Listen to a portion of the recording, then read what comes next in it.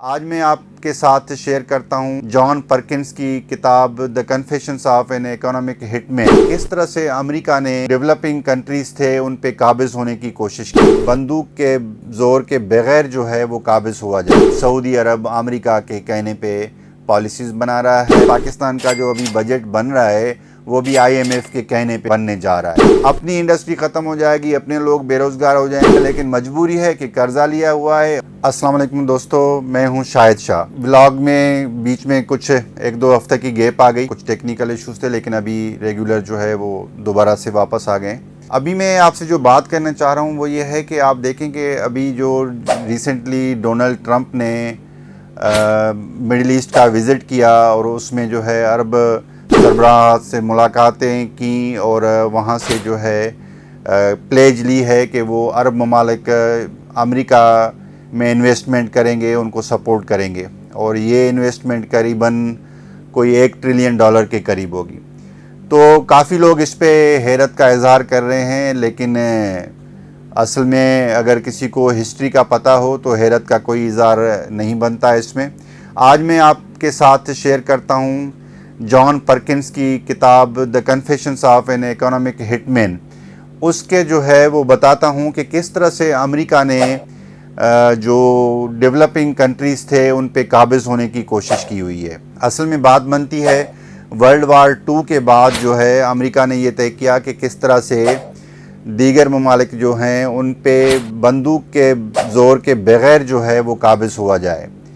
پھر بنا یہ ایسے کہ انہوں نے ایک سسٹم ترتیب دیا کہ مختلف ممالک کو آفرز کی گئیں کہ آپ ترقیاتی کام کرائیں، ڈیمز بنوائیں، روڈز بنوائیں، بریجز بنوائیں، ہم آپ کی سپورٹ کریں گے۔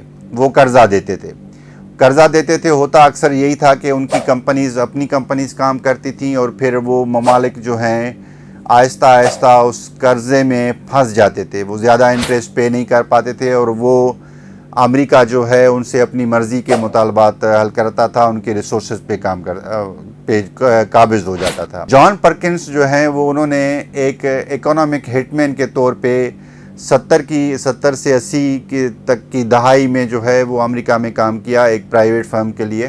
ان کا مقصد یہ ہوتا تھا کہ مختلف ممالک میں جا کے ان کو لالچ دی جائے اور ان کو قرضے میں پھنسایا جائے۔ اگر کچھ ممالک اس میں نہیں پھنستے تھے تو پھر ہوا یہ کہ کچھ انٹرنیشنل لیڈرز کا قتل بھی ہوا اس کی وجہ سے۔ وہ بھی اس بک میں ہے، آپ پڑھیے گا ضرور، آپ کو بہت اچھی کتاب لگے گی۔ وہ ای بک کی شکل میں بھی ہے، ہارڈ کاپی کی شکل میں بھی موجود ہے۔ جان پرکنز نے کہا کہ اس کو پہلے تو کتاب چھاپنے کی اجازت نہیں دی گئی، پبلشرز کتاب لینے نہیں تھے ان سے، اور کافی عرصے تک جو ہے وہ ان کو کتاب سے منع کیا گیا۔ ان کو لالچ دی جاتی تھی، دھمکیاں دی جاتی تھیں کہ آپ جو ہے وہ کتاب شائع نہ کروائیں، لیکن انہوں نے پرسنل گلٹ کے جو ہے وہ کہہ رہے ہیں کہ ضمیر نے ان کو ملامت کی کہ آپ جو ہے نے یہ کام کرتے رہے، تو پھر انہوں نے وہ ملامت جو ہے ضمیر کی تھی، اس کی وجہ سے کتاب جو ہے وہ چھپ پائی۔ اب اس میں ایک مزے کی بات جو آتی ہے جو میں آپ کے ساتھ شیئر کرنا چاہتا ہوں وہ یہ ہے کہ سعودی عرب نے امریکہ کو بہت ٹف ٹائم دیا ہوا تھا۔ دوسرے ممالک امریکہ کے کہنے پہ آ جاتے تھے، لیکن سعودی عرب بہت بڑے عرصے تک جو ہے وہ ان کے کنٹرول میں نہیں آیا۔ لیکن کتاب کے مطابق جو ہے 70 کی دہائی میں مڈ 70s میں ہوا یہ کہ نکسن کی گورنمنٹ کے دوران ایک سعودی شہزادے نے ہاں کر دی۔ وہ سعودیہ سے امریکہ گیا اور انہوں نے ان کے ساتھ دوستانہ تعلقات قائم کیے اور انہوں نے امریکہ کے ساتھ تعاون کا یقین دلایا۔ تعاون کیا تھا کہ سعودی عرب میں ترقیاتی کام ہوں گے، سعودی عرب کو امریکہ سیکیورٹی پرووائڈ کرے گا۔ بدلے میں کیا ہوگا کہ سعودی عرب جتنا بھی اپنا آئل ہوگا، تیل کے ذخائر ہیں جو آئل وہ دنیا میں بیچ رہا ہے، وہ ایک تو وہ بیچے گا امریکی ڈالر میں۔ دوسری بات جو ہوگی وہ یہ ہوگی کہ وہ جو پیسے آئیں گے وہ امریکہ کے نیشنل ریزروز جو ہیں، سیکیورٹیز ہیں، اس میں وہ جو ہے خرید کرے گا، وہاں پہ پیسہ جو ہے جمع کرائے گا۔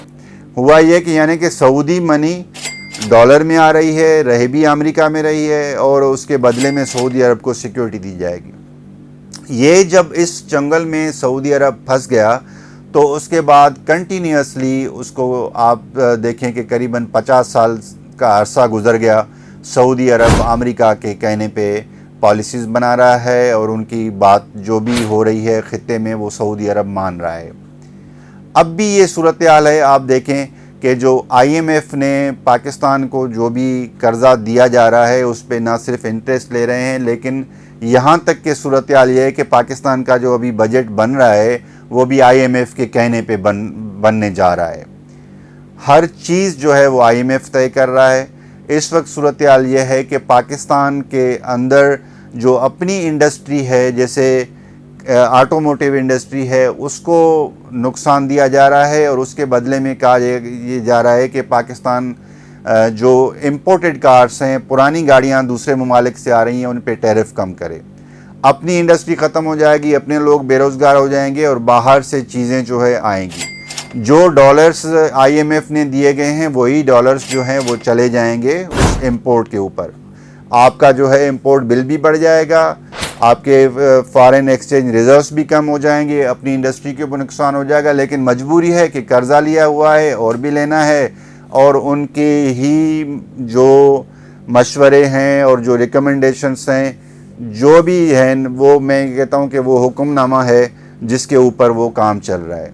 تو یہ صورتحال ہے جو میں نے آپ کو مجموعی طور پہ بتائی کہ کس طرح سے امریکہ نے ڈیولپنگ کنٹریز پہ جو ہے ان پہ قابض ہوا بغیر بندوق کی نالی کے، اور ابھی تک جو ہے اس کا سلسلہ جاری ہے۔